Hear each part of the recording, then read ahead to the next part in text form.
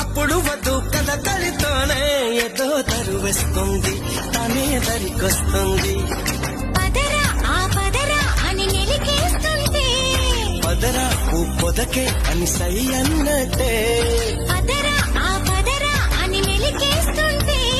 పదరా ఓ పొదకే అని సై అన్నట్టే చెలి సలహా వస్తే